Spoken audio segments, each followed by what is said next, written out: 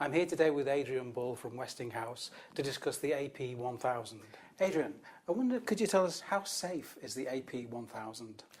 Well, all reactors that are built or might be built in the UK are very, very safe. We've got the nuclear regulators to make sure of that, and their job is purely to safeguard the health and well-being of the public by making sure that everything is as safe as it can possibly be.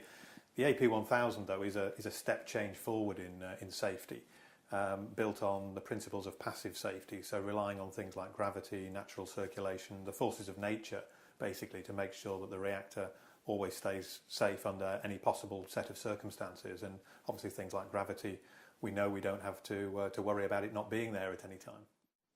Could the AP1000 suffer a similar challenge to the boiling water reactor in Fukushima? I think the first thing to remember is the events that we saw in Japan, the earthquake and then the tsunami, were far more devastating, far stronger than anything that Europe has ever seen or is ever likely to see in future. Not just a little bit stronger, but literally thousands of times more energy dissipated in that earthquake and the resulting tsunami. And geologists know, they understand where the fault lines are on the planet. So we know that places like Japan and California and so on are far more susceptible to earthquakes and that kind of event than anywhere in Northern Europe.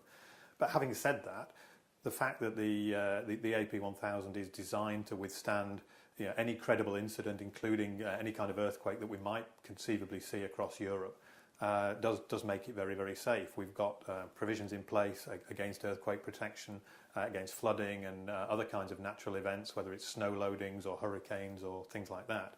And the fact that we have very reliable safety systems within the plant will always make sure that the plant comes to a safe condition under any kind of circumstances. What impact do you think the Japanese situation could have on the nuclear new build in the UK? It's obviously going to have some impacts. We really don't know at this stage just what those impacts are going to be. We know that the Secretary of State has quite sensibly asked the Chief Nuclear Inspector, Mike Waitman, to report on the events in Japan and to ask or to consider what the relevant lessons may be from those events for nuclear programmes in the UK, whether that's existing facilities or potential new build plants. He's going to give his interim report in the middle of May and a final report up in September. So when we see those two reports, then we'll get a clearer idea of what lessons, if any, Mike Waitman thinks are important to learn for the UK. We have already, though, seen some impact. Just recently we heard from the regulators that they're not going to be making their final announcements on the generic design assessment process for the AP1000 and the French reactor at the end of June as they'd originally planned to do. And quite rightly, I think, to be making any kind of definitive statements on reactor safety until we've seen the lessons and the conclusions, at least the interim conclusions from Mike Waitman, probably would be premature. So there will be some knock-on impact from that. Work will carry on, but we won't be getting that definitive announcement from the regulators about our reactor safety at the end of June as we'd originally hoped. Are you working with the regulators at the moment? We're continuing to work with the regulators at the moment. They're carrying on their generic design assessment analysis, and they will be doing a lot of that work still before the end of June, even though they won't be making that announcement. So we're continuing to work with them.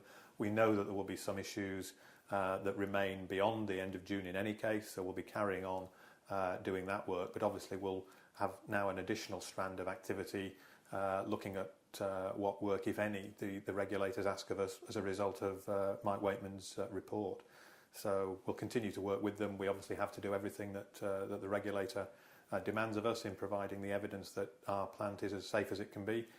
We wouldn't expect anything else, and we'll carry on doing that, hopefully towards a successful licensing approval of our reactor design here.